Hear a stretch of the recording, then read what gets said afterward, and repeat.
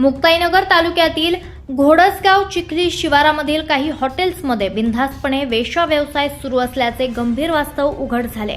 या व्यवसायावरती संबंधित प्रशासन, पोलीस विभाग आणि आरोग्य विभागाने अद्याप कोणतीही ठोस कारवाई केली नसल्यामुळे परिसरातील नागरिकांमध्ये संतापाची लाट उसळली आहे। स्थानिक सूत्रांच्या माहितीनुसार या व्यवसायात सहभागी महिलांची नियमित आरोग्य तपासणी होत आहे का याबाबत गंभीर शंका उपस्थित केली जात आहे।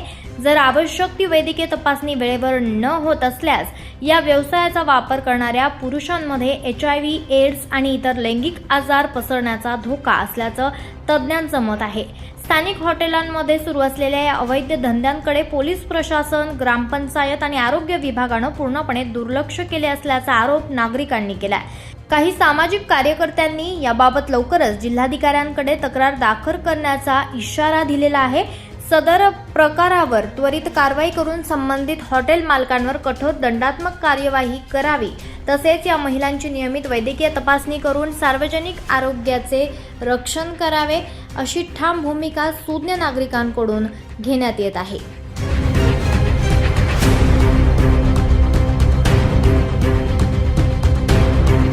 24 लाईव्ह महाराष्ट्र न्यूज करिता प्रतिनिधी पंकज तायडे, मुक्ताईनगर।